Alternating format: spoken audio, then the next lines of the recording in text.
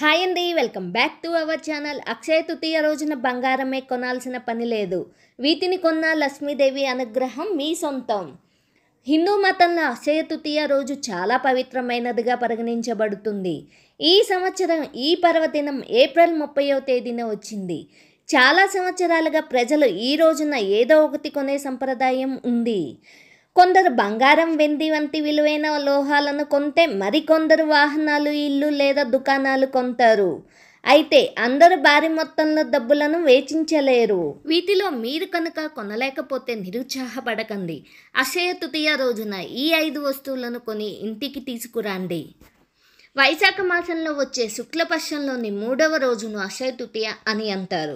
ఈ రోజున చేసే ఏ శుభకార్యమైనా శాశ్వత ఫలితాలను ఇస్తుందని నమ్ముతారు.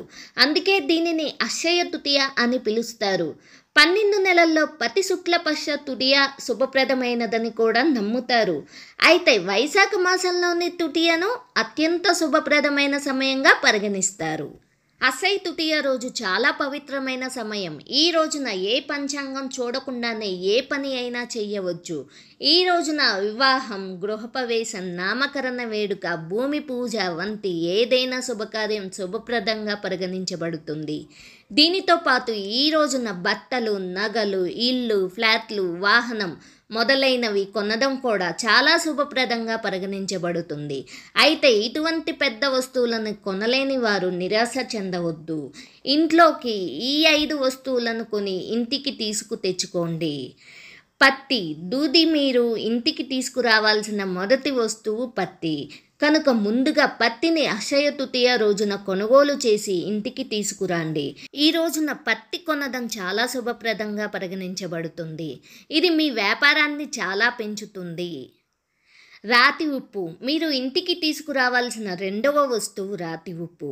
ఈ రోజున రాతి ఉప్పును ఇంటికి తీసుకురావడం వల్ల శ్రేయస్సు కలుగుతుందని అంటారు. అయితే ఈరోజు కొనుగోలు చేసిన రాతి ఉప్పును తినకూడదని గుర్తుంచుకోండి. మట్టి కుండలు. 3వది మట్టి పాత్రలు అంటే మట్టి కుండలు. ఈ రోజున మీరు కుండ, గిన్నె, ప్రమిద ఇలాంటి ఎటువంటి మట్టితో చేసిన మట్టి పాత్రలను కొనుగోలు చేయవచ్చు. బంగారం కొనలేని వారు మట్టి కుండలను కొనడం కూడా బంగారం కొన్నంతే పరిగణించబడుతుంది. బార్లీ లేదా పసుపు, ఆవాలు. అక్షయ తృతీయ రోజున బార్లీ లేదా పసుపు, ఆవాలు కొని ఇంటికి తీసుకురండి. బార్లీ లేదా పసుపు, ఆవాలు కొనడం బంగారం, వెండి వంటి లోహాలను కొన్నంత ప్రయోజనకరంగా ఉంటుందని అంటారు. గవ్వలు. అక్షయ తృతీయ రోజున గవ్వలను కొనడం చాలా శుభప్రదంగా భావిస్తారు. లక్ష్మీదేవి కూడా గవ్వలతో పాటు మీ ఇంటికి వస్తుందని నమ్ముతారు. ఎందుకంటే లక్ష్మీదేవికి గవ్వలను అంటే చాలా ఇష్టం.